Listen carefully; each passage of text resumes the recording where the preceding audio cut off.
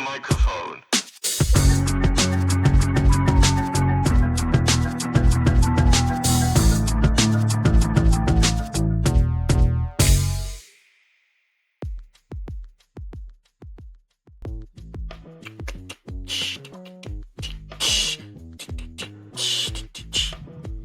Hit me. Yo, I'm King Dragon. I'm the Fucking king of the ow! lair. What Wait, the wait, can you fuck? wait, I wait, didn't. wait, I wait, didn't. I Wait, mean, Sam, hit can me you with give- Sam, something. Sam, Like, can give me something. Sorry, I thought you meant it's like a love tap. I'm sorry. My face I is just- bleeding. Hey, Cass, can you come close to your webcam? I'm gonna check on it. Cass. Come close to your webcam. Fucking. there you go. It is now just GG. It's GG's. Yep, that's me to Sam after Donut Cast hugs him at Forbidden Door in London. Fucking. The heel turn is now complete. I gotta start doing a heel. I gotta start dressing up like The Rock every single week. Honestly, he actually got don't dude. I want to see you in giant flared trousers now, Simon. If that's the case. I'm gonna show up to London in like a black vest with no shirt, long black pants, walking like this. You know, I'm gonna go to Danny Merritt. I'm gonna go to Danny Merritt and caress his face. It's gonna be fucking beautiful. It's gonna be absolutely. Aren't you Simon's bloomers? Unbelievable. I want you. Oh my god. To be my champion, Sam the VA Mont.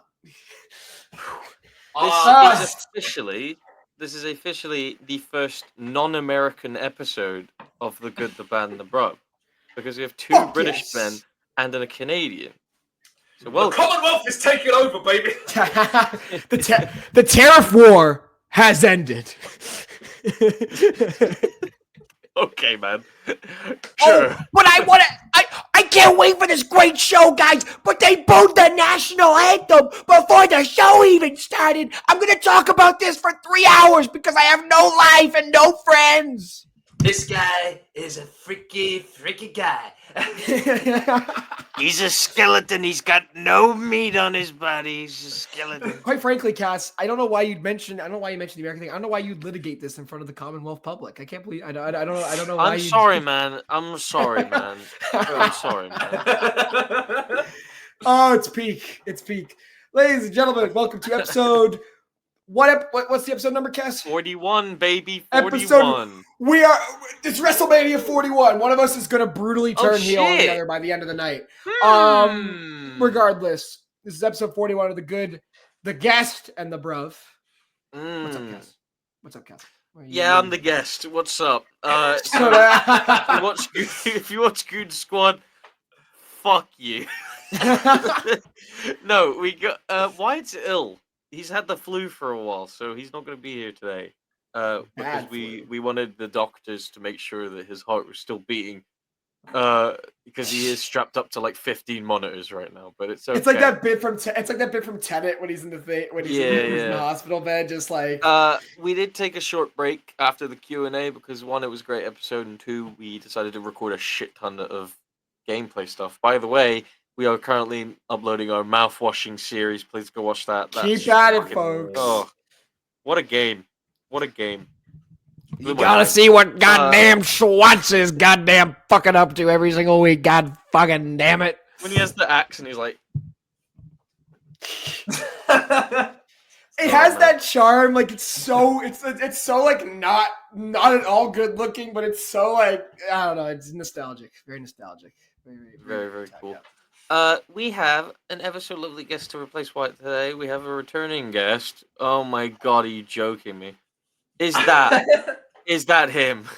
Could it be? It is! Oh my god. The phenomenal one is here! Say your catchphrase. The gay community. Hey, we love the gays, right? We love the gays. We love the straights and the gays and everything in between. And everything in between. Every day is my life. We love the cooked straight pasta noodle and the cooked floppy pasta noodle over here. We love both of those. We love both of those. Both of those. We don't discriminate against I pasta love over it. here. I love it. I love it. I love it. knew it.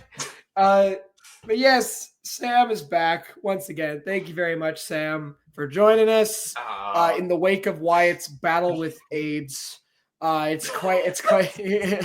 Hey, he's the little behind the scenes here. Wyatt's been calling it AIDS all week in the group chats. Okay, so we're allowed to say it. I'm allowed to say it. Yeah. I don't really care if he doesn't like it.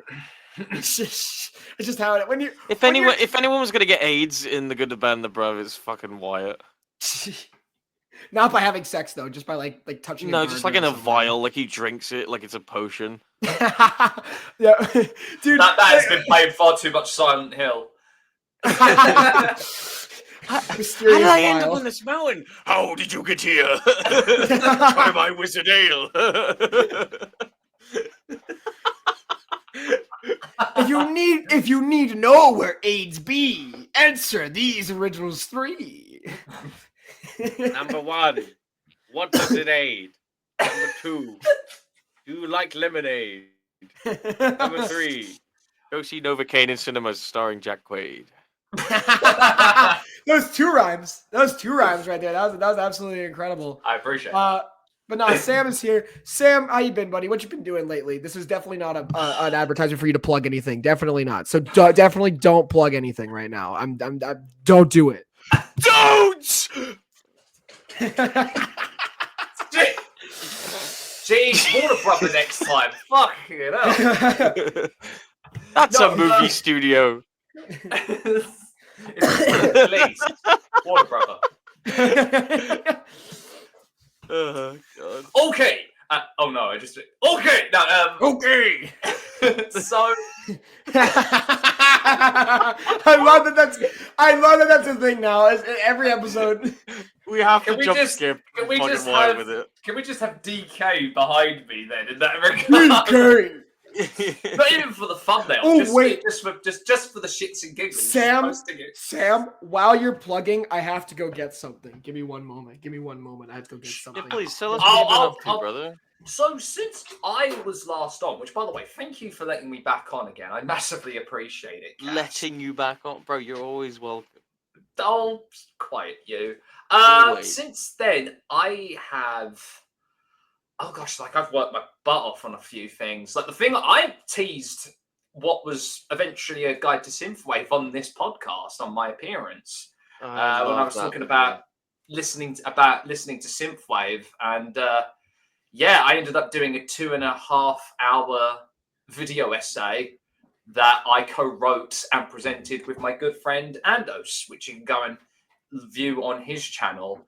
I'm very proud of that video. Like, I'm so proud of that video. Is that what I think it is, Simon? Oh, for God. No, why? God. Why?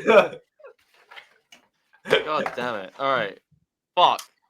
After that, the chair fell off. The chair fell over. Oh my God. Me when Tom Superkick can post like shit. He fell off. No, of course, yeah, no, Sam. I love that video, by the way. Oh, thank you, man. I watched it. I put a lot of love and effort into that one, and actually, I don't know whether I should say it honestly, because I feel like it might get a bit too like deep or a bit too personal about the whole thing. Do it. All right, here's an exclusive for you. After that, I almost quit editing right after that. Like, I was like, Christmas came and went, and I honestly thought that was me done, because because it felt like it was like the culmination of everything I'd ever done, and then I was like, I think I might be cooked.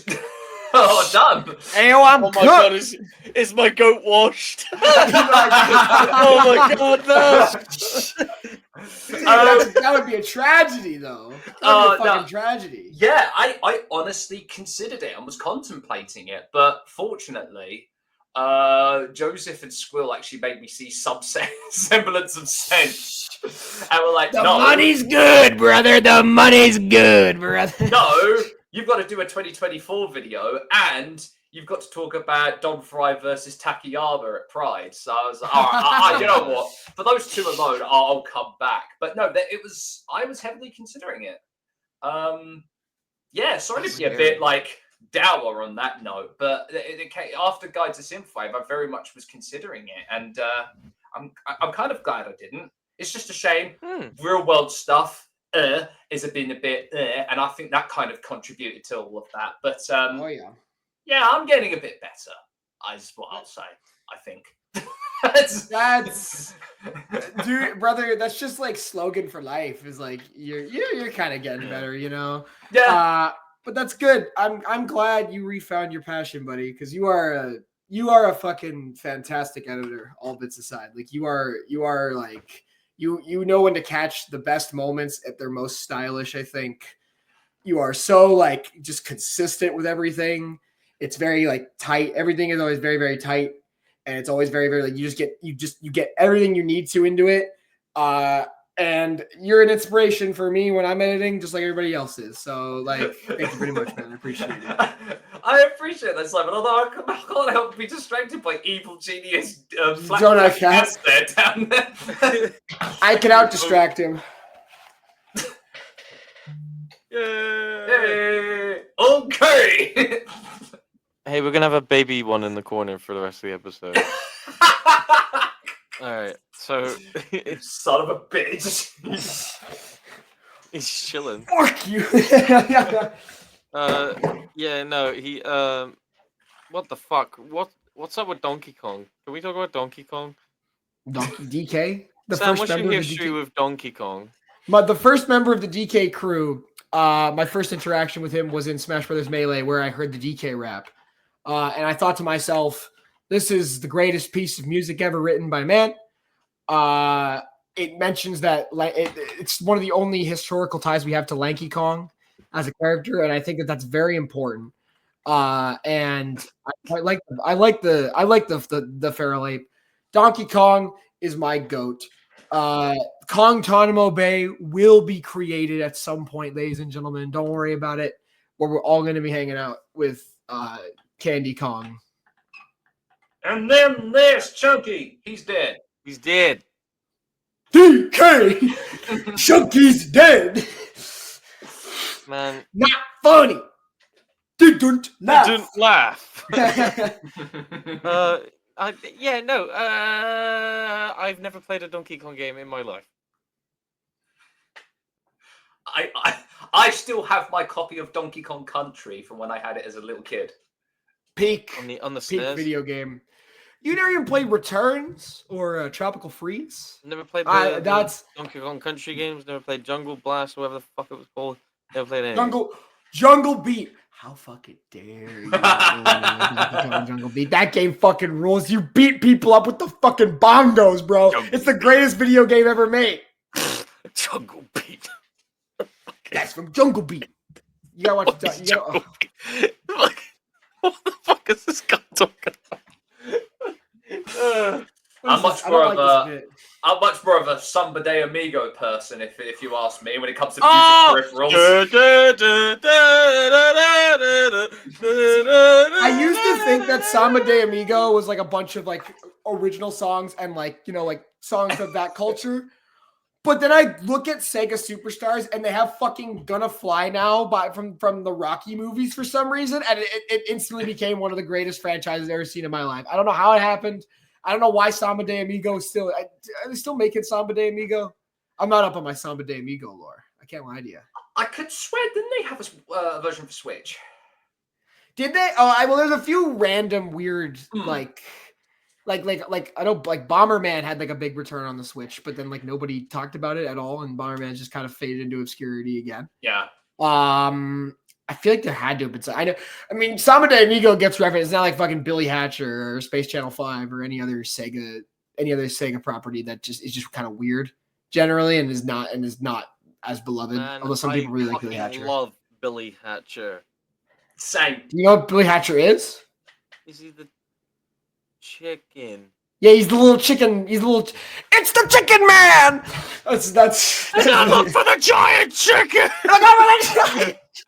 Now it's a picture of Billy Hatcher. Who the fuck cares? I don't think the people that made Billy Hatcher give a shit about Billy Hatcher.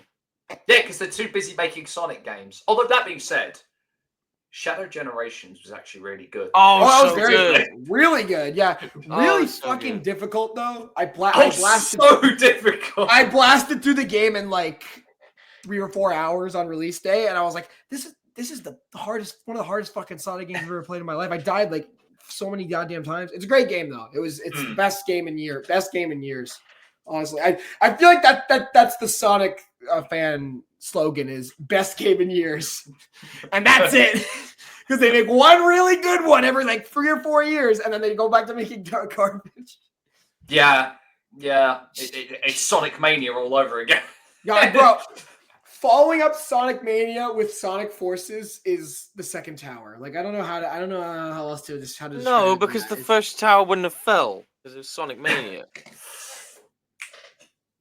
Sonic Boom was like the first tower, though. Oh, okay, there you go. That was a pretty bad game, but that was based on like a shitty fucking TV. I never watched Sonic Boom. I don't really know. You know what you can watch? Good, the Bad, and the Bruv on Patreon.com/goodbadbruv. You should get the fucking. Oh, I know the business, brother. I know the business. Crazy, absolutely bonkers, absurd. Bunker dillyumptious scram dudley rapidly clicking to get the banner up right now. He is yeah, there it is. Yes, the Donut Man can. It's still not red from the last time we used. Oh, that's good shit. We gotta make that. We gotta make that. The lads, all right. Because it's good. Yeah, we had our shitty Brave New World we keep saying that there's going to be something on there, and we still haven't done it. And we were going to say, shut up. I will continue to say that we are still coming up with something. So please, just let. That's why all the dubs are free. That's why there's a 7-day trial. We literally just want people to see what we're doing that we can't put on YouTube purely because of fucking copyright guidelines. That's it. Sit back and observe. Not everything needs a reaction. Talking of the Whiplash dub, I rewatched that recently. It's really funny. Talking of dubs, whose bloody idea was it to watch Max Keeble's Big Move?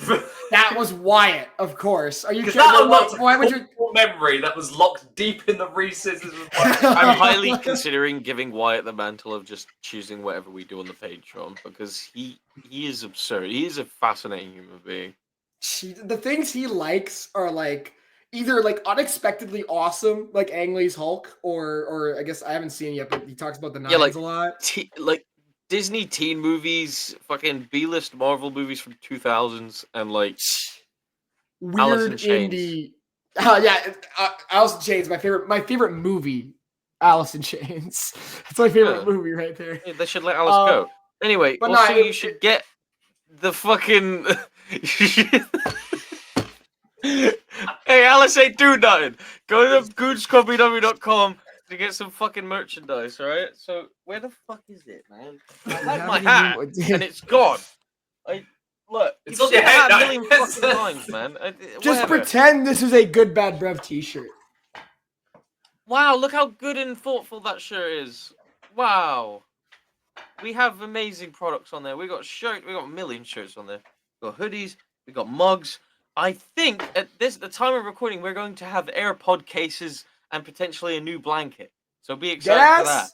Deadass? That's actually kind of crazy. For all you Gen Z millennial cool kids out there, millennial,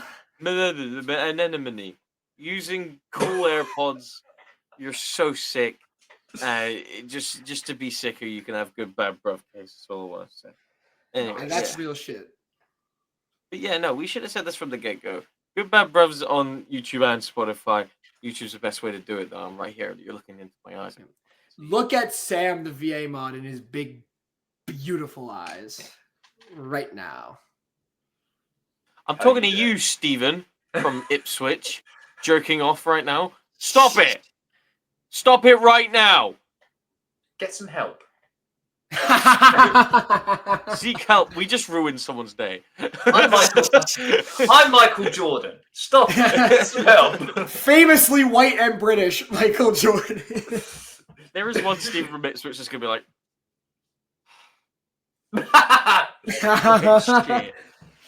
Anyway, bro, Dylan in Thailand. Dylan in Thailand as well. Oh man, we love Dylan.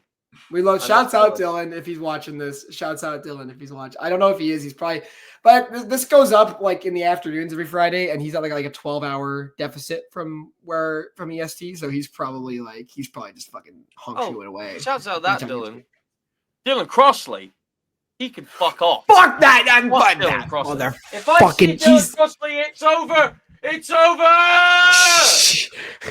Sam, what would you do to Dylan Crossley? What would you do to Dylan Crossley if he was in the room right now? Fuck you, Dylan Crossley. Yeah! Yeah, fuck you. Fuck you. You're like Jungle Boy if he was put for a shredder. Fuck you. You suck. You're a bitch. Well, Crossley, he is a better wrestler than Jungle Boy, unfortunately. So it's just, I don't really want to admit it, but it's a little sad. Dylan Crossley is the second most heartbreaking thing I've seen in the last 12 months. Sam, how did you feel about the Cena heel turn? Well, if you want to find out, you can watch this awesome video with me and Donut Cass, where we talked about it for an hour and 10 minutes. This is the second time on the pod I've gone, hey, Sam, what do you think of this thing? That's like a whole Bible sound already. You said Simon. You said Simon. Sam. No, you said Simon. Hey, Wyatt, what did you think of the Cena heel turn? Well, I think Michael Tarver is the greatest wrestler that's ever lived. Yeah! There's a teaser for you for the next episode of the Sweet Chinwag. You got Michael Tarver? That's crazy. Yeah, and Wyatt. I'm surprised. We absolutely need to get Michael Tarver on an episode of The Good, the Bad, and the Bruv somehow and show him the Platinum Parable and just see what his reaction is. Oh my god, it would be. You know what? It is a good question though. Genuinely though, Mr. Sam.vamod on Twitter.com, X.com, the big website. What did you think of Jonathan Anthony Cena kicking Cody Rhodes in the dinky at Elimination Chamber? That was actually, it's fun to. I want to. Fucking dinky, man. The dinky, bro. Da Vinci?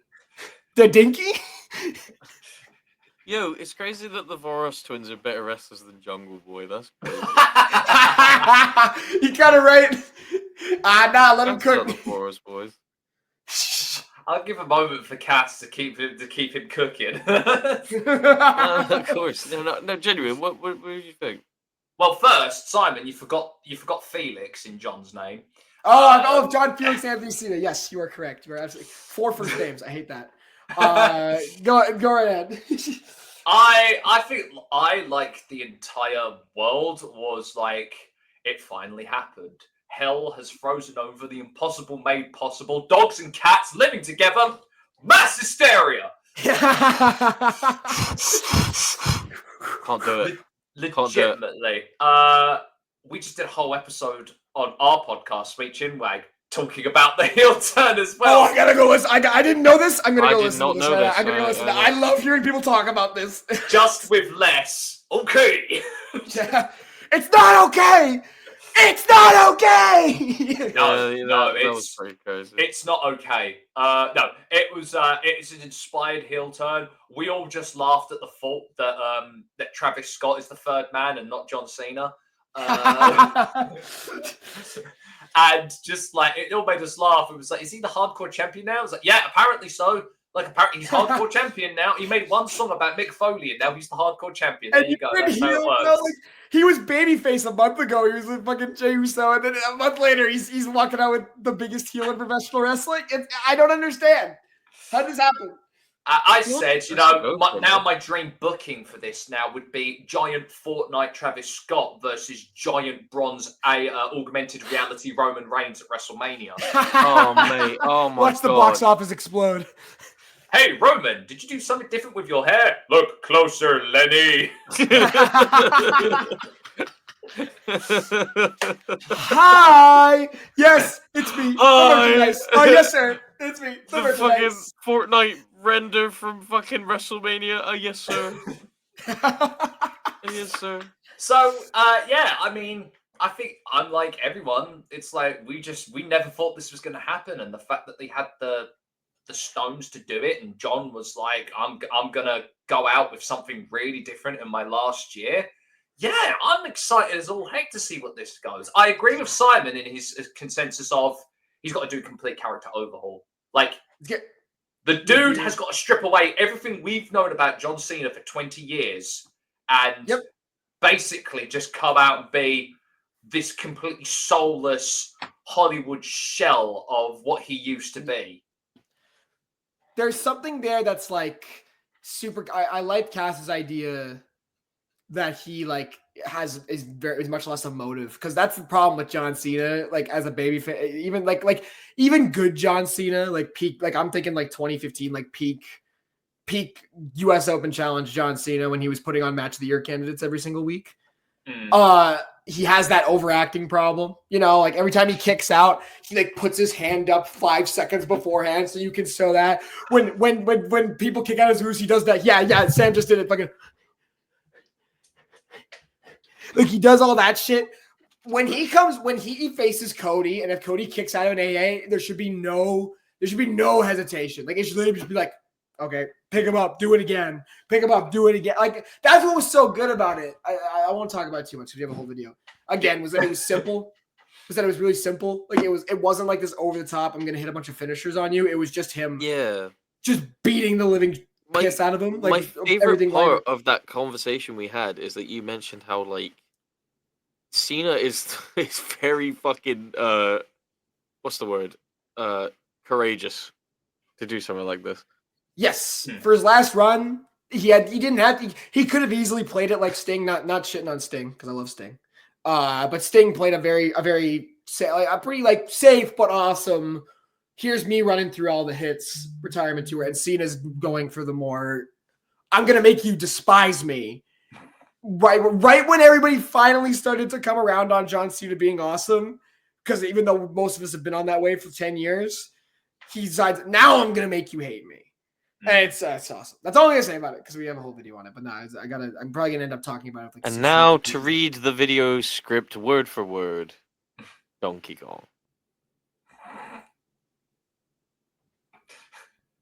He's muted his mic. I apologize. I was gonna say, was this supposed to be a soundboard bit there? Like we're having some technical issues here. Donkey Kong. Oh wait, no. Here via satellite, Donkey Kong. What have we got today? Wait. Oh, he's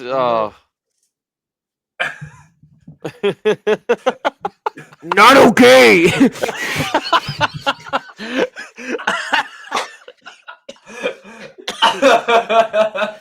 Fuck off, Donkey Kong. Fucking.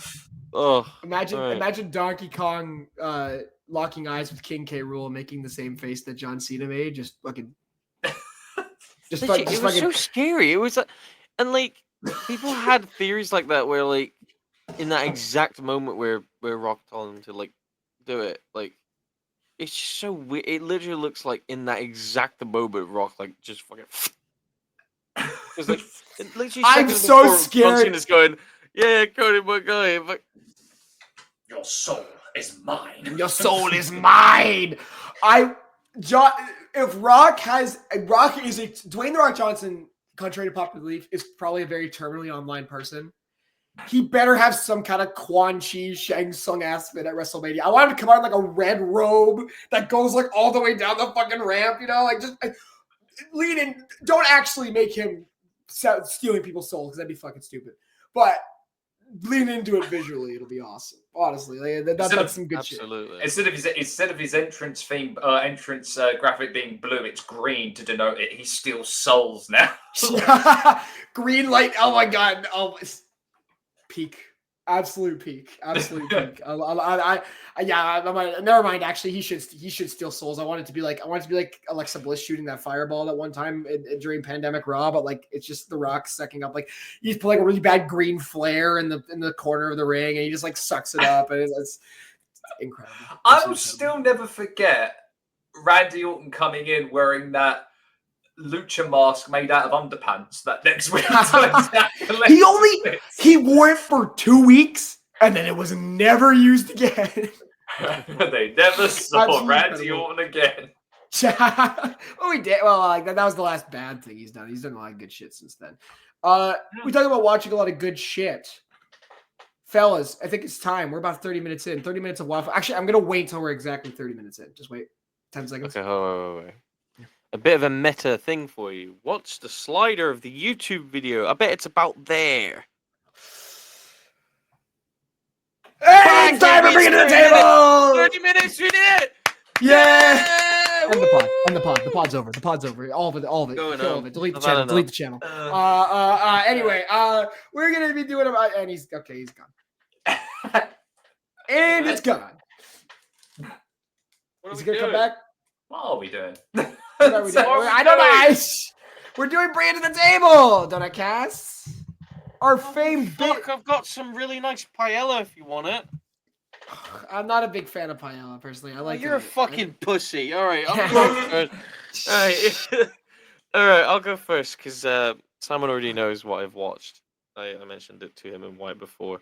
I'm still continuing my delightful little watch-along tour with my girlfriend at the moment. We're going through every Disney movie ever, which includes the live-action ones from the 1940s and all that shit. So it's very hard to get through. We have 3 skips every month. We used one of them on Condor Man because that looked boring as fuck. Are you gonna skip Song of the South?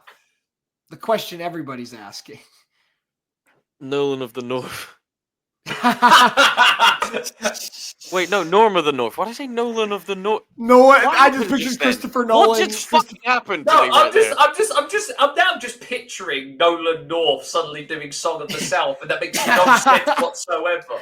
Nathan Drake just reciting that entire. I meant to say Norm of the North, like that shitty polar bear movie. I know what you're talking about. I said Nolan of the North.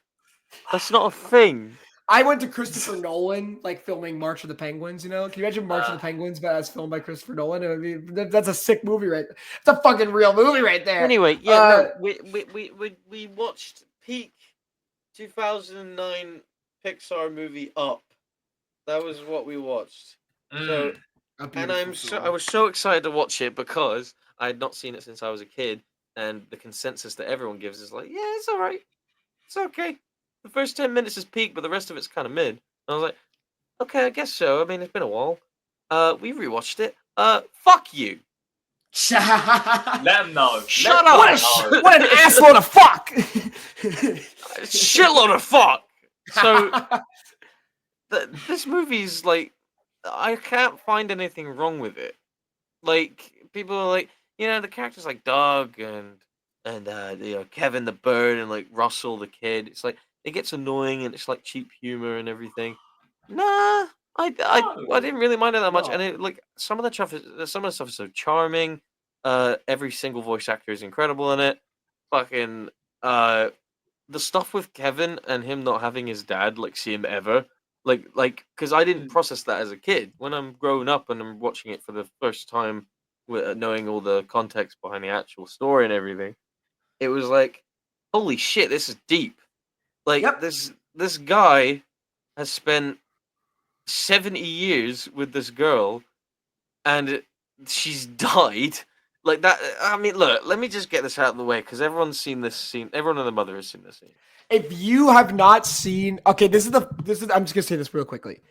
This is the only time I'm ever gonna do this in the history of Good Bad Bruv. Okay, if you have somehow not seen Up and you have not seen the first 15 minutes of Up, stop watching, go watch it, come back. Because it's one of those things that you kind of just have to experience if you've never seen it. It really is just like one of the most important scenes in any movie ever, in my opinion. Yeah. Because it's like, it's in a place that you wouldn't expect it to be, a Disney Pixar movie. It's quick, straight to the point, and it's like over the span, it's like an entire lifetime. So like you get to know these people and you know so much about them, even though they've only been on screen for 2 seconds. They don't say a word during this montage. And there's like a slow build to it. There's the scene where she finds out she can't have a baby, and then like fuck it. That bit goes crazy. I was oh my god. That's like, I think it is such an amazing 15 minutes of movies because it captures every single possible high and low of life so succinctly with no dialogue. And like, because I didn't really get that when I was younger. Like I had like that bit specifically. But I remember like, can you imagine being like a parent, just taking your kid to go see a Pixar movie and that they hit you with that in like the first 20 minutes of the movie? My dad told me this like 3 years ago. He said, I took you and your brother to see Up when it came out. And he was just like, the scene where she like passes away happened. And he's like, what the fuck am I watching? Like, this is a Disney movie. What's going on?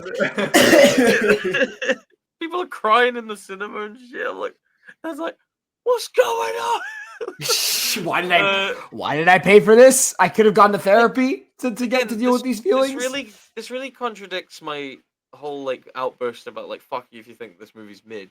But like, if it cut off the moment that he turns around with the balloon after the funeral and walks into the house, that's the greatest short film ever made.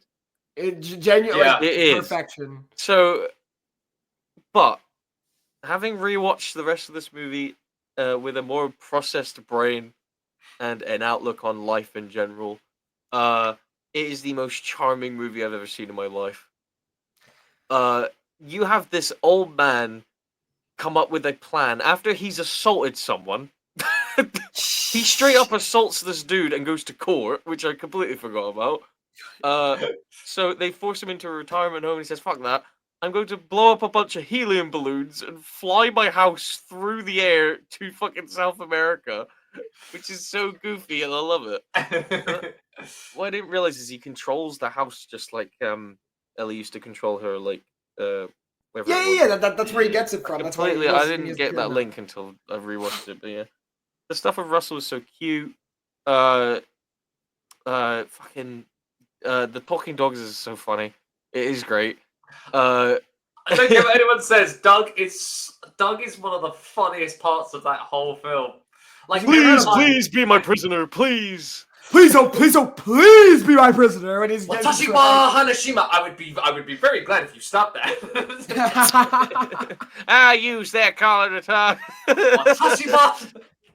Is that Larry the Cable Guy? Is that Larry the Cable Guy who they get to do that shit? Because it's so like, I think that's Bob Peterson, who's one of the producers of Pixar, and he's done a load of different voices. Yeah, can I just say, apart from Ed Asner, there's not a lot of like, there's no like big names in this film. Who voices Charles Muntz? I can't remember. Let me. I get it because that feels like it had to have been a big name because he's such an. Let me get a Charles Muntz right.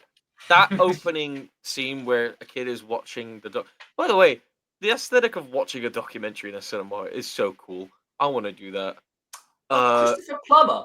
I just saw that. I did. Yeah. I had no idea this whole time that Christopher Plummer played Charles Muntz until this exact moment, and that's incredible. Like, that's cool. It's fucking unbelievable.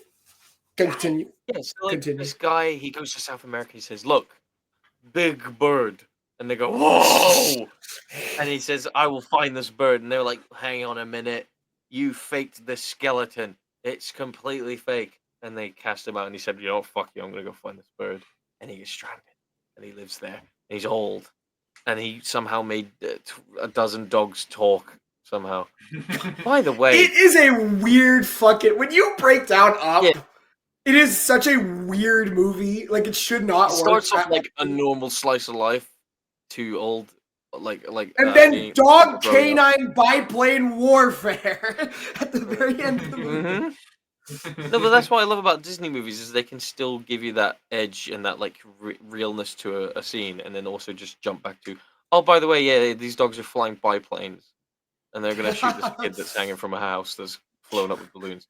But yeah, no, one of my favorite scenes in this movie is obviously he invites Carl to come eat dinner, and then he starts talking about like, can't go in after it. No one has ever left. And it's like, I've lost so many dogs. It's like, oh my god.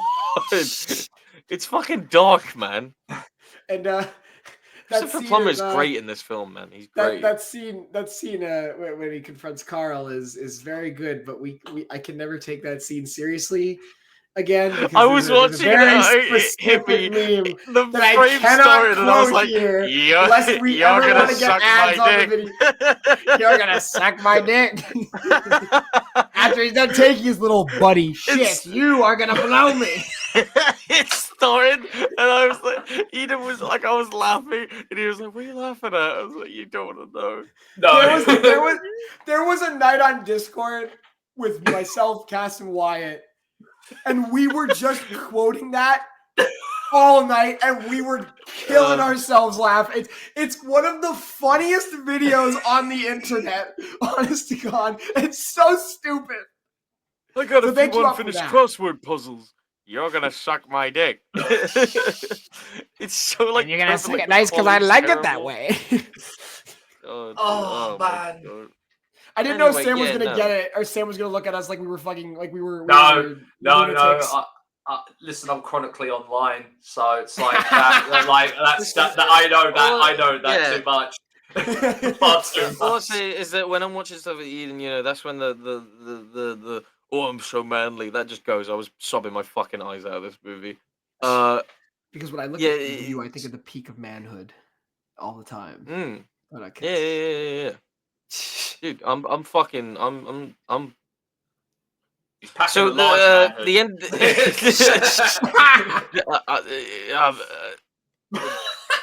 Up is a pretty good movie, I think. My ending where he goes, "I give you the highest honor possible, the LE badge." I'm just like, fuck, man. How can you watch it and go, the beginning's the only good part? When you have, and the last shot, when the house lands on when the house is on the fucking, so it's, kid, it's just a house. It's, it's so.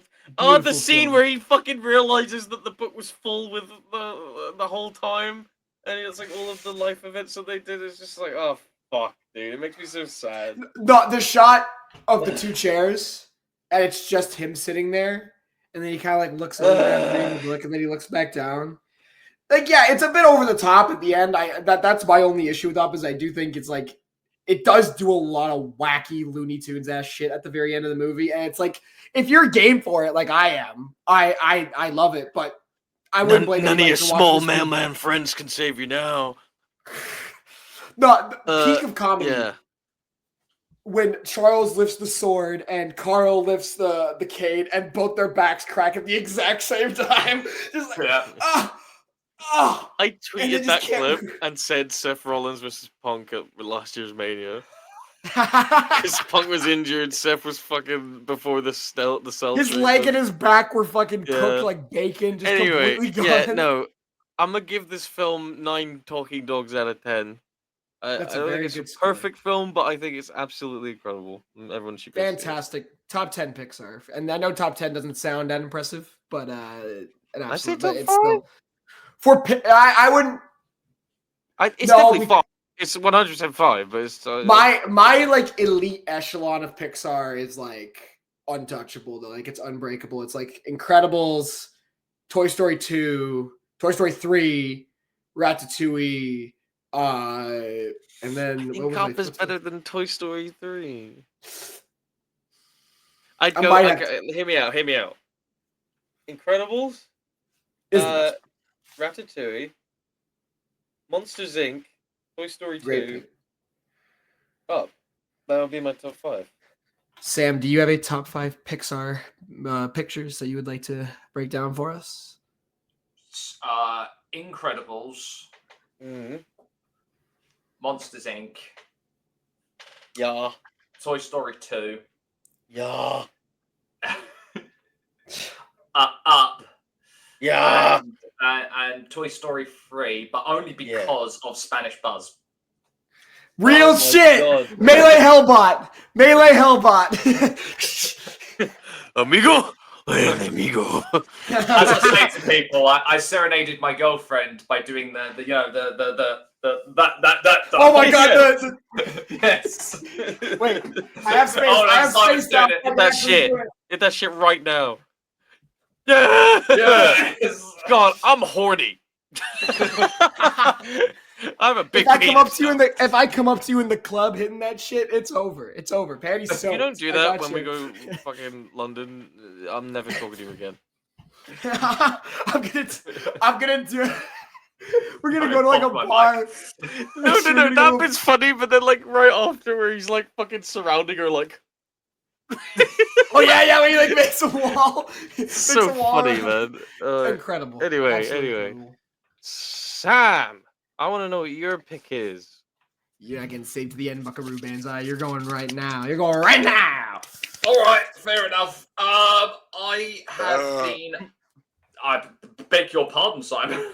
I apologize. That was him. Are you? This is bullshit. Yes, Simon, you're fucking disgusting, man. Anyway. See, now Simon knows how it feels when you call for me, Cass, and Simon thinks it's him. Now. Okay. Go for it. What's your pick? So I have been on a kind of watching my childhood formative years media binge lately, and ever since the announcement trailer for that anime Lazarus came out a few days ago. That's being directed by Shinichiro Watanabe and Chad Stahelski of John Wick fame, which I'm so looking forward to seeing a Chad Stahelski anime. No, I'm picking Cowboy Bebop, like quite possibly.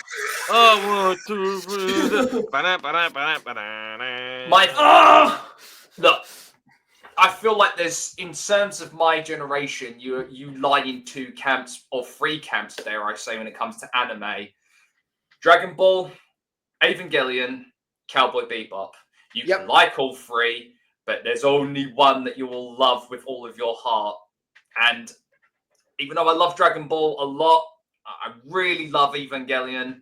It will always be Cowboy Bebop because that was the first one I kind of properly watched and just loved and adored so much. It is, for those uninitiated, it is basically 2071 bounty hunters on kind of like colonized Mars look for any bounty any day and every day, and you just see the chaos and the hilarity that ensues. It starts off with two main characters, Spike and Jet, and then they're eventually joined by Faye, Ein, the dog with a Einstein level IQ, intellect. And of course, I don't care what anyone says because I know they're divisive. One of my favorite characters in anime, Radical Edward.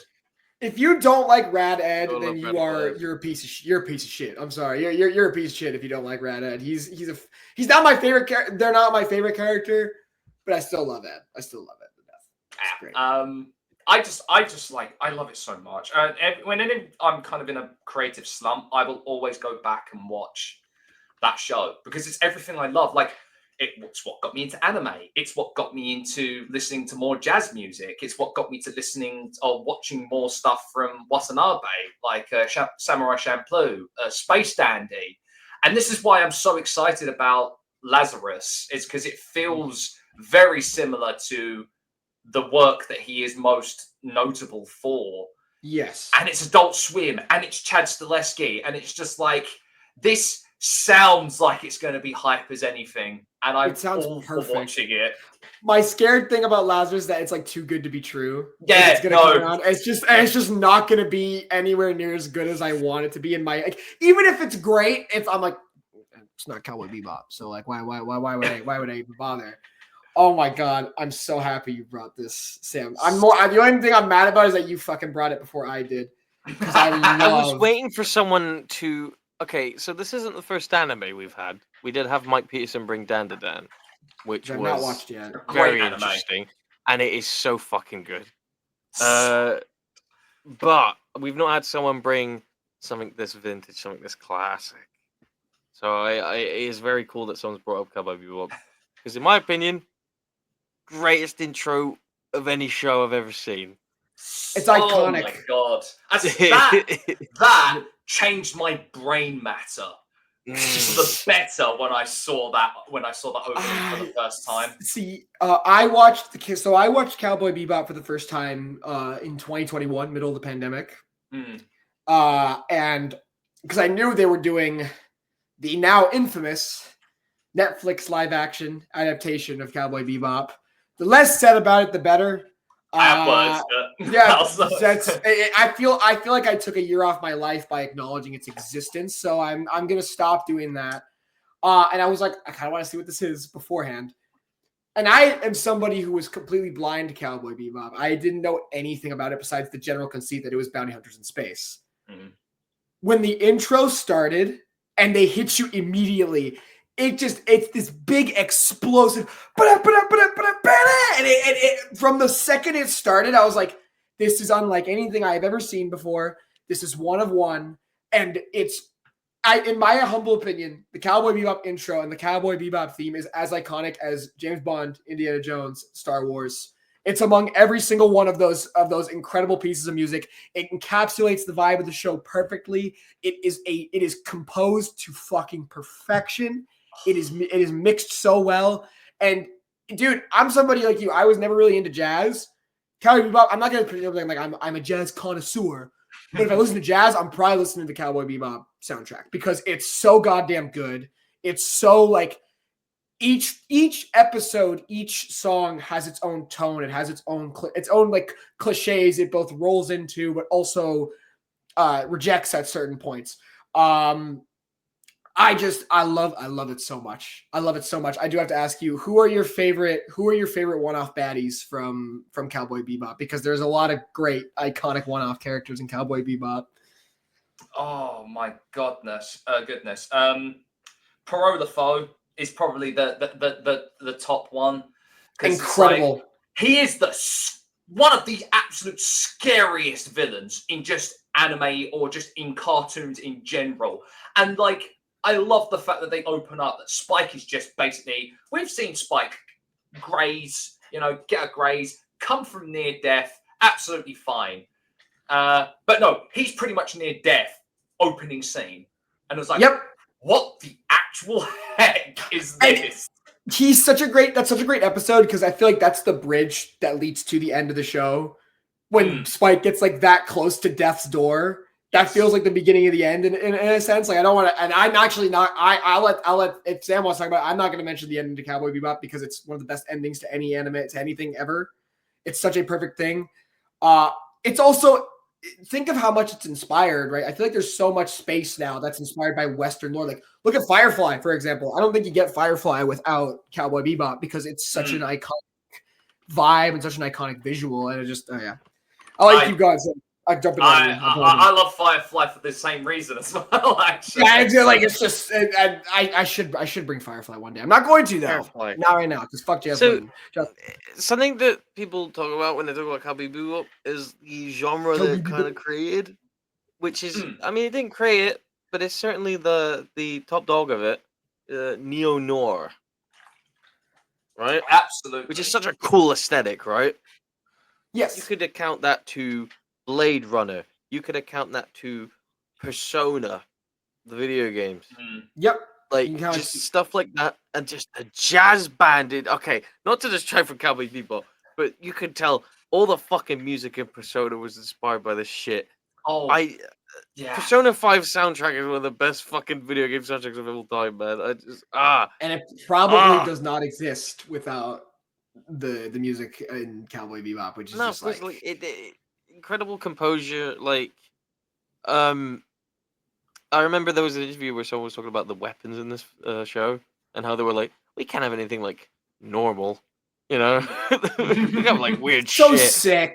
So sick. Let the characters speak for the normalcy, right? Like that's what's interesting to me about Cowboy Bebop is you put like a lot of they're messed up people. They all have very like human problems. Like Spike Spiegel has this like deep-seated like fear of death almost.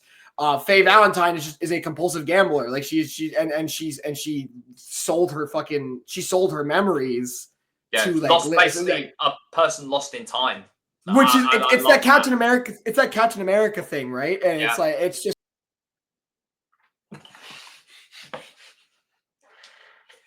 Oh my god, he died? He died. Why? He died from being Wait, lost really? in time. Have we had a second fucking... Oh my god, you know what? Doesn't matter, we're the good This now. is our show now. This is our show. You can sit there and wait. It's fine. We'll just wait. Are we just having a technical difficulties? Sam, what's it like being the good? It feels more Canadian. Sticky. I still suddenly have an inkling and just an urge to have maple syrup. Don't worry, I'll fix this. Wait. How dare you? Hey, he's the guest now. Oh, Simon from the pit of hell. How you doing?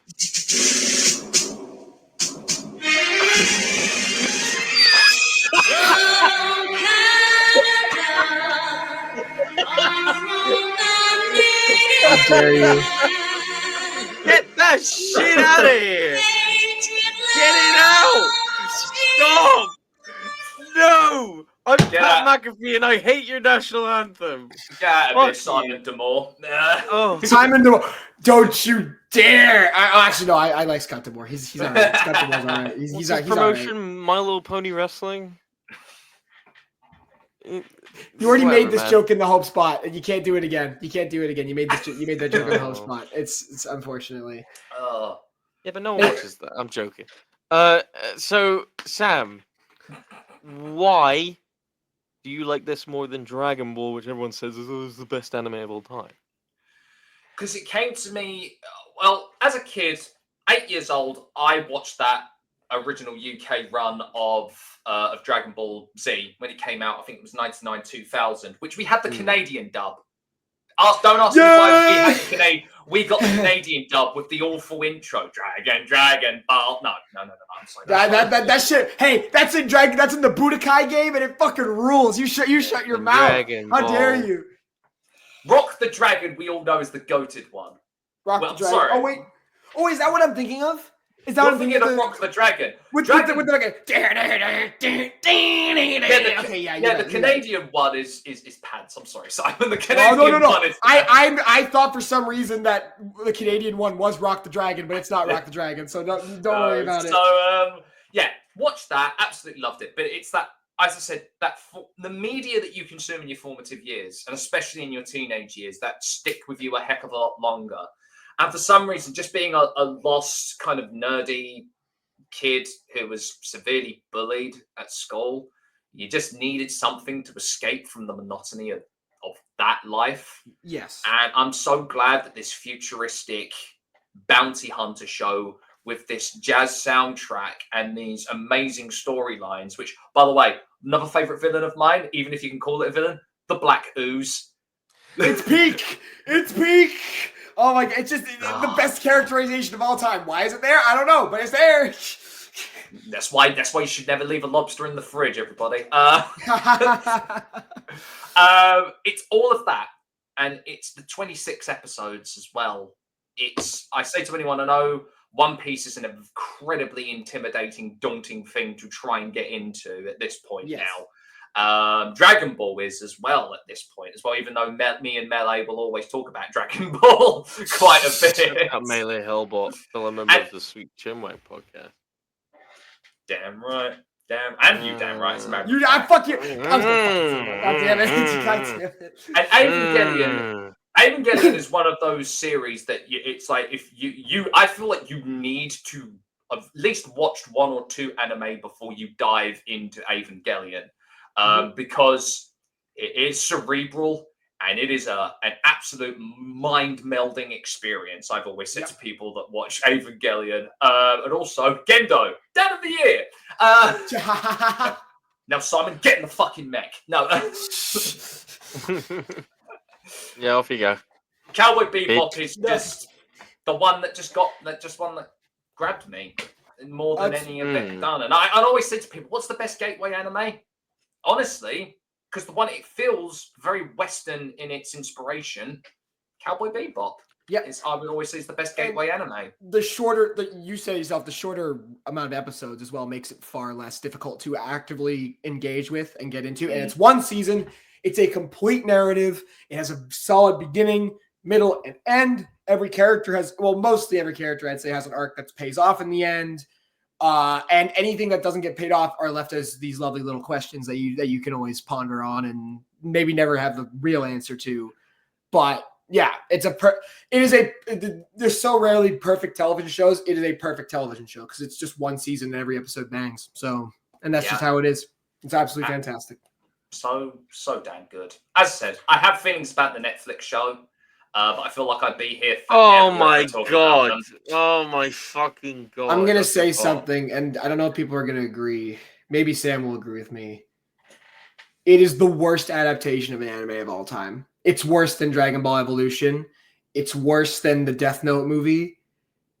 It is one of the most horrific things ever made by a studio. And I'm angry it exists. And that's all I'll say about it. I completely forgot that even happened. For me, it makes it even more. It's even more upsetting because the casting choices. I think if you were given just a better writing team and a showrunner, you would have had a really good adaptation. I had no qualms about the cast in any way, shape, or form. Maybe except for Vicious, to a certain extent. That's a terrible adaptation of that character. Like just a fucking butchery of that character, and it's I never understood the writing, some of the writing decisions, some of the lines, the infamous Jet one. I won't repeat because I cannot understand how that was even in a black and male. Sam the VA and Daniela Pineda's portrayal of Faye was just basically female Spike, which is just horrible. It kind of lost the spirit of what Faye was. I can understand to a certain aspect. Changing of the wardrobe wasn't actually a practical decision because I talked to a few female cosplayers, and it's like, yeah, that Faye's costume is so impractical. Listen, I can think of two good reasons why she wears it, and that's all I'm gonna say about it. That's all I'm gonna say about it. Fucking, I'm so sad for the actor playing Ed.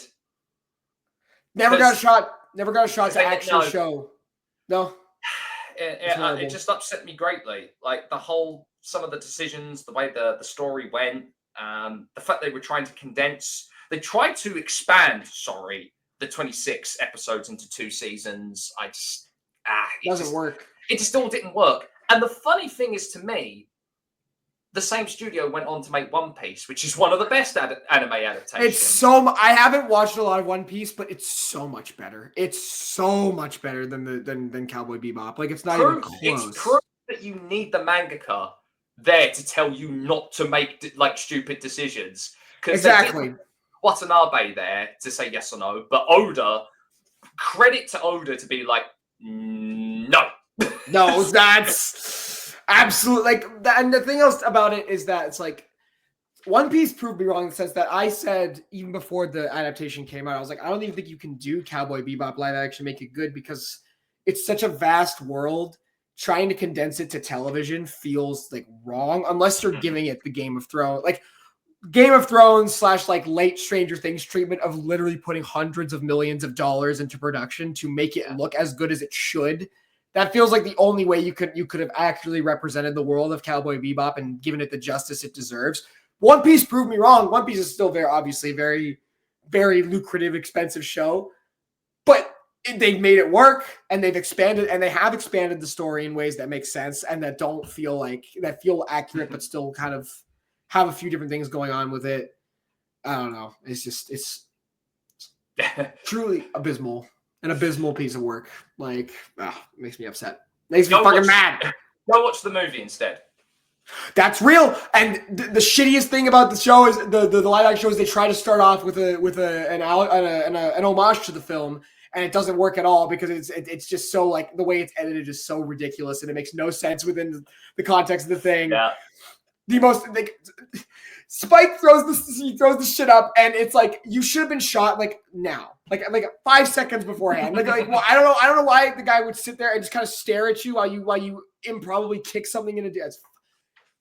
I remember people trying to defend it like it's supposed to be an adaptation of an anime, and nothing in anime is realistic. Yeah, but the characters would have fucking common sense at least. Like, come on, man. Like, you can be like, oh, but it's not real. No movie's real. There are no real movies. It's also scripts. It's also an example of this horrible trend from showrunners and writers who are just I know we live in a world with very toxic fandoms, so it's very hard not to tell people on Twitter to shut the fuck up.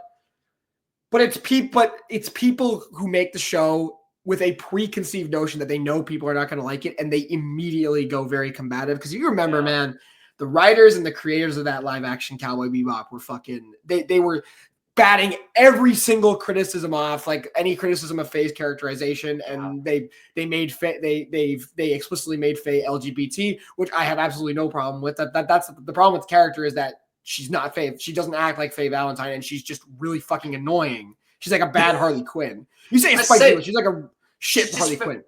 Yeah. That's like it's just like, so I don't know. It's I'm glad that I feel bad saying it because there were a lot of people worked on it, but I'm glad it failed because it's proof. If you treat something with zero respect and zero reverence, you deserve what happens at that point. It's abysmal. All I'm saying is people should have realized what was coming after John Cho broke his leg second week into production. If that's not a bad omen, I don't know what the fuck is. Like that's what you get. That's what you get. That's what you get for casting a fucking 40-year-old man as Spike Spiegel for some reason. I don't. As I said, give the cast they never had a problem with. They should have just gotten a better script. They really should have. Much better writers, much better showrunners, and anyway, go watch the anime. It's down near perfect to show. What would you rate it? Cowboy Bebop? I rate it 10 bangs out of 10. Lovely. Bang! It's the clip of Batista doing the fucking just play that 10 times over. Hey, yeah. All right. You know why this is great is because I've barely watched anything in the last 2 weeks. I'm very glad that Cass and Sam went before me because I've been going back and forth between the two things that I have watched in the last 2 weeks. I'm bringing my kitchen floor to the table. I am bringing. It's perfectly the tiled. No. I'm bringing the mask. I'm bringing these old-fashioned barbecue lays that I've had sitting on my desk for 3 days that I haven't really been eating lately. Cultured person. Old-fashioned barbecue, that's real shit. That's real shit. You know it. We call them workers because we're exercise. You call them lazy because you're laying the fuck down all the time. Get up off the sofa, baby. You go for a walk. Let's go. Oh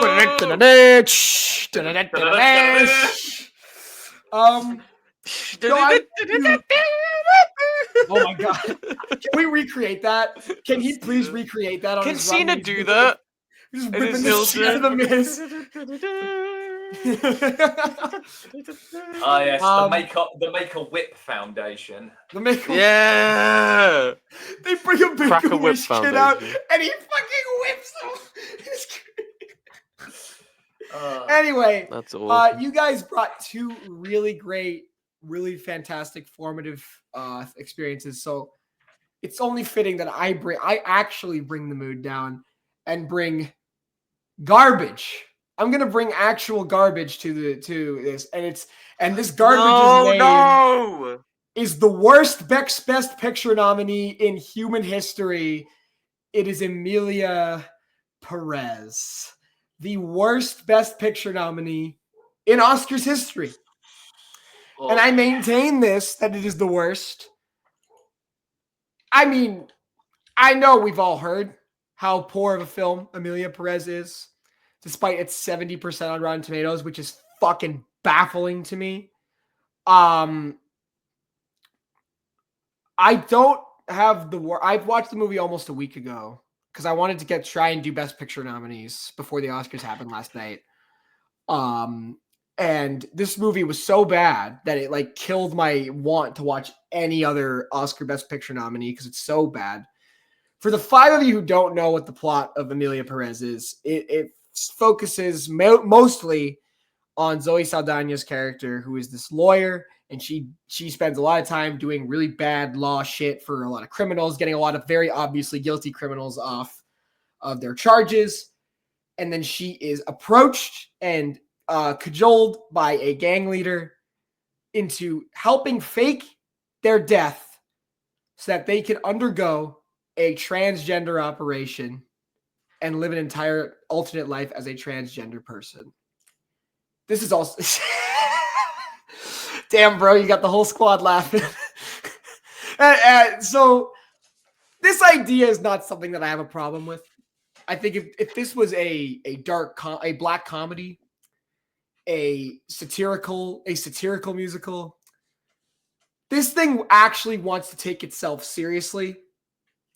It actually wants to be this like rally cry for the trans community and for the people of Mexico. And I can't really talk about it from that level because as you can see, I am whiter than fucking white paint. And I'm about as straight as an uncooked pasta noodle. So I can't really, and I am more cis than a cyst. So I don't know how, I can't really comment on how badly it fails on those marks. All I'll say is that there's like a bajillion content creators who have done a better job describing those issues with the film than me. I'm no selling your bit. I'm Don. I'm completely no selling your bit. This is, what is he doing? What did you say about my bruv? Look, man, I would never put myself through this fucking movie, but everyone I've talked to that's watched it has said this is quite possibly this is worse than Dear Evan Hansen. Well, that's saying something. Well, because Dear Evan Hansen was already a very problematic musical even before the movie adaptation came out. But with Dear Evan Hansen, I defend the musical adaptation as not being as black and white as the movie is. The movie is a whole different story. The movie completely butchers the plot and and turns it into this like upbeat, feel good story. And it's really not. It's a very sad, kind of like loathsome story by the end of it. This very similarly is just very tone deaf because I don't have any issue with it when it comes to the communities it has supposedly disregarded. All I'll say is that this is one of the worst movie musicals I've ever seen in my life. Oof. There are no good songs.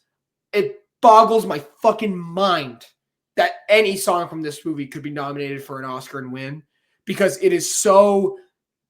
It's not just the fact that it's telling the story very badly and that they're placed very badly into the plot. The songs are just matter of fact. It's like if I were to get on call right now, and if Sam were to ask me how my day was, I just start belting out, I went to the shop and bought some paint for my dad, and I drank a can of Pepsi. That's not how musicals work. You can't just like say things in various tones and put that together. I'm sitting in a chair and I'm staring at the window. Back to the chair, back to the window, back to the window. A fresh golden breeze in the window. Oh my god. And so in terms of that stance, it fails. The movie is over 2 hours long and it feels like it doesn't dig into any of the characters whatsoever. I don't understand why Emilia Perez, I don't understand if she really wants to be a trans person or if she is just this very manipulative gangster who has used this to her advantage. I think it is paced horrendously. The editing is awful. The first shot of the movie is them showing like one of those like mariachi bands with all the glow in the dark like stuff, because they had to tell you this movie's in Mexico, guys. This movie's in Mexico. Look at how much the movie's in Mexico. And then right afterwards, after making it very clear that we're in Mexico, they show a shot of Mexico. Why would you do that? Why would you? It's basic filmmaking. Can you please you could have cut that 20 seconds out of the movie and made my life 20 seconds better for not having had to sit through this piece of garbage any longer. Bert did that on CapCut Mobile. Dude, it has that. You remember how I made that joke while watching Ang Lee Hulk? How it has like every transition in the book, like every transition in Ang Lee's Hulk is a different like transition. Someone who's gone, I want to try editing for the first time on my phone, and they've just gone into the effects section and gone, that one. I'm gonna buy the free trial. That one. Transition. It's like when it's like when, I don't know if you guys had a lot of these projects in school, when you're making like a Google Slides and you're like 10 years old and you love transitions and you have one where it's like the doors opening, one where it like evaporates. Like your PowerPoint has a different fucking animation every time you go to the next every single time you hit the enter Venetian button. blinds. There you go. Yeah, the blinds, honeycomb, fucking. You have a bunch of jot notes on screen and you make one of the texts like spin for no reason, even though there's no reason for it to spin. Star Wars wipe, fucking. Yeah, you do like a Star Wars. You do one Star Wars wipe this way and then another Star Wars wipe the other way to try and do that. It's that poorly edited. I don't want to sound like an egotistical prick, but I think my Cody Rhodes Roman Reigns edit that has black bars over the WWE logos because I didn't know how to properly crop is better edited and better picture framed than a lot of the shots in Amelia Perez. I don't want to be that guy.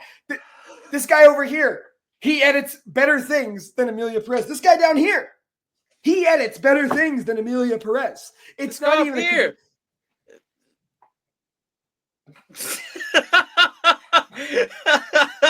Hey, look, man. I would say it, but WWE keeps fucking taking down your videos. Okay, you know what's great? The Kevin Owens Sami Zayn one hasn't been taken down, and I don't know how that didn't happen yet. Donkey Kong PNG could edit a better fucking movie than this. Okay. This movie sucks. But I don't know. Won't pay. I'm gonna sound like the worst people you know on Twitter. This movie is a fucking virtue signal. It's not a movie. It doesn't have an interesting plot. It has nothing new to say. It's not in any way insightful. It's just a movie for the Academy to pat themselves on the back and make themselves look good. And look at how well that turned out for them because the lead star turned out to be a complete bigot. So, you know, that all works out perfectly. The only reason I'm gonna give this one penis to vagina to penis out of 5. And the only reason I'm not gonna go less than is because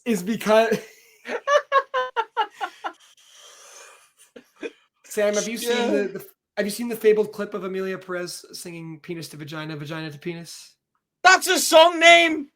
No, it's not the song name. The song's name is El Vaginoplasty. That's the name of the song.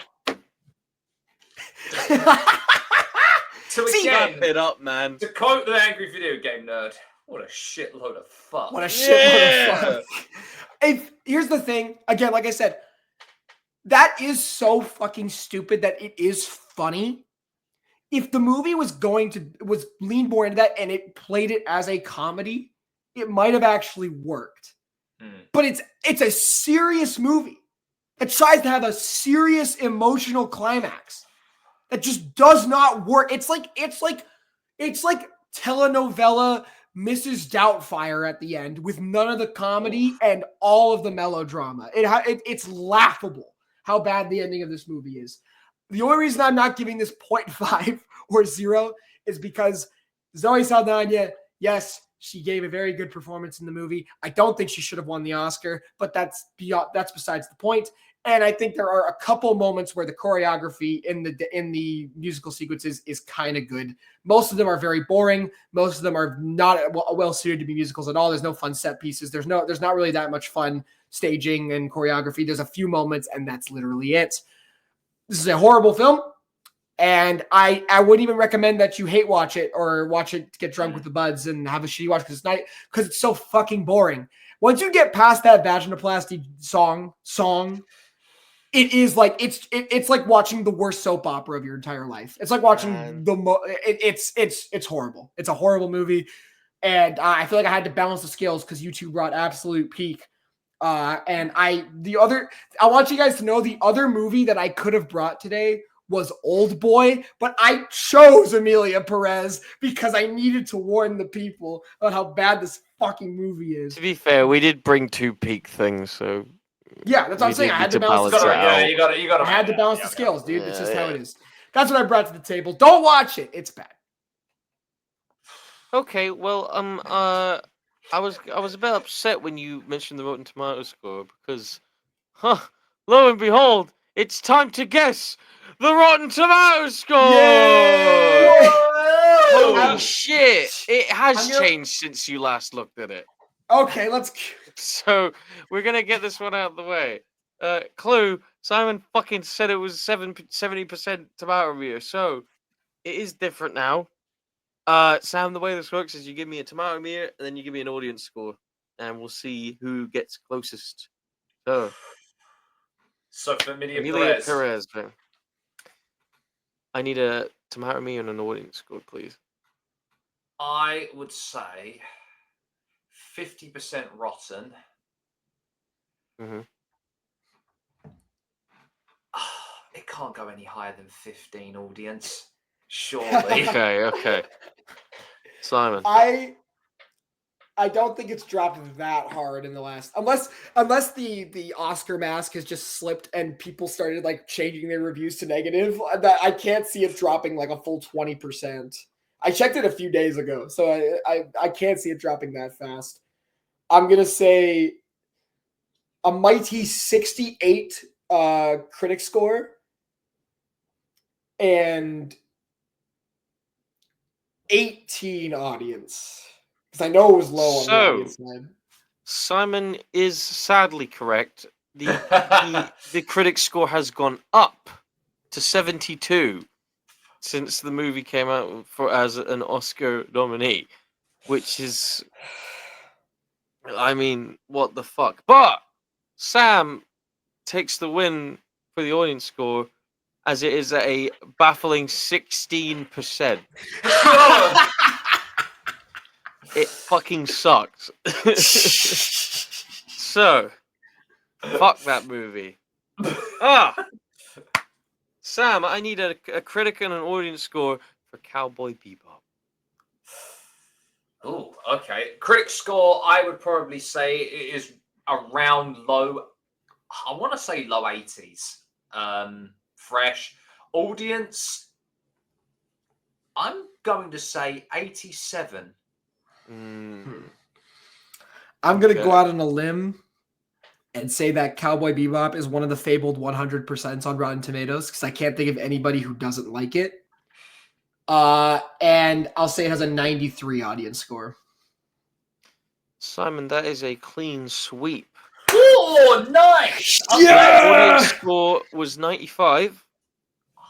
And the critic score is a certified 100%. Yeah! Well I'm deserved. so glad to be wrong. I'm so glad to be wrong. There are so few things that deserve the 100%. And that absolutely does. It's so all good. Right. The tiebreaker. Disney Pixar's up. I need a critic and an audience score. Sam the VA mod. 95% critic. 98 audience. I'm gonna hit you with a 97 critic and a 93 audience. Your winner, Simon.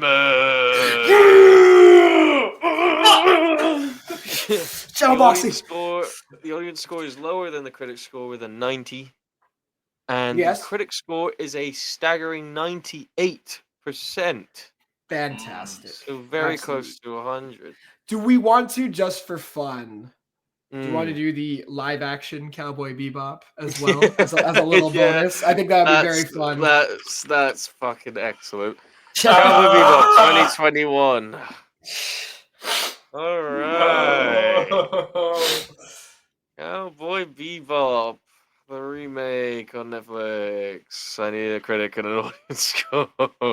Sammy boy. Sam the VA mod. Well, it's no doubt in my mind that it's probably going to be a higher. It's got to be.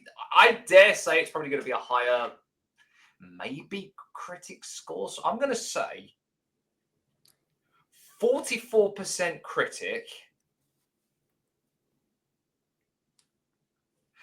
and maybe 20 audience. See, I don't think the audience. I feel like a lot of people who watched the live action Cowboy Bebop never saw the original. I'm gonna go out on a limb and say that. Or if they did watch it, they did watch the original. They only did after they watched. That is a good point. To come out on a service as big as Netflix, not many people would have seen the original anime. Yeah, that's true. You. Although they did put the anime on Netflix right after or right before the show. By the way, before we serve you this polished turd, here's a full course meal with a full dessert afterwards. Like here's Wagyu beef followed by a half-cooked McDonald's fucking McDouble. I'm gonna say I think the critic score, I think both the critic score and the audience score are bigger than Sam has listed. I'm gonna say it's like a 51 critic. Like it's just barely over the hump. And I think it's like a 66 audience. That's what I'm gonna say. Well, it's a tie. Simon, you won the audience because it was a 60% on the audience. Oh, okay, that's not as big as I thought it would be. Sam, you won the critic because it was a 45. Oh, I was right off of it. Right off the center. Oh. Those are good guesses. Too high. Yeah. Too high on both ends. Yeah. But yeah, no, that was really something. What an episode, I got kicked out halfway through for no reason. It was crazy. I don't know. It was me, Austin. Oh, son of a bitch. I did it all. Do you know what? Okay. Okay. Thank you for joining us on episode 41. Thank you, Sam. Thank you. Yeah, thank you, Sam, for being here again. You can follow Sam on Twitter at Sam the VA Mod. He also does stuff on the Sweet Chinwag Podcast. Go listen to them. They do watch any of Joseph Montesio's best videos, and Sam's probably involved with them. That's all. That's all I'll say. That's me. Yeah. Just watch most.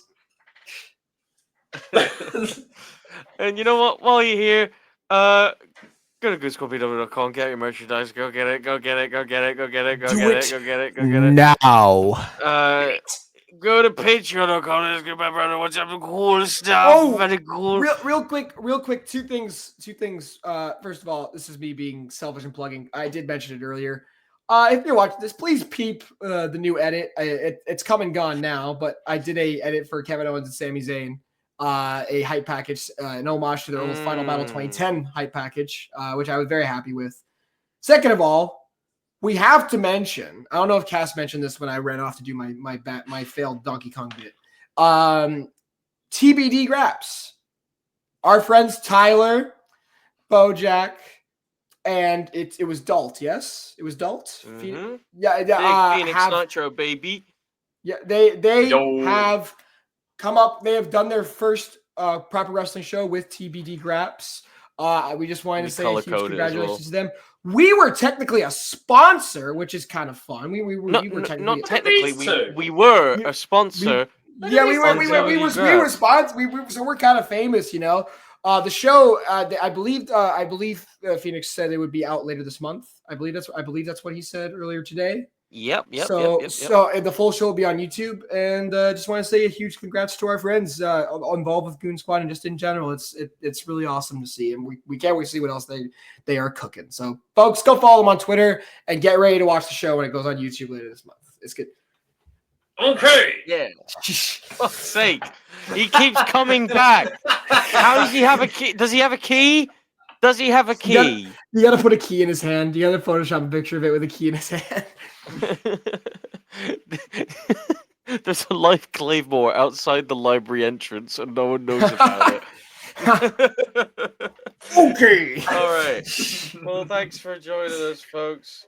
It's been a great episode. It's been a great time. Very impromptu, but there you go. Yeah. Are we sinking or swimming today, Samuel? I've been sinking for a long time. All I'll say, existential dread will never fail. all I'll say, as I go down, it's better to come in the sink than sink in the cum. Oh, Commodore, I am On home and native life. Oh, geez. Okay.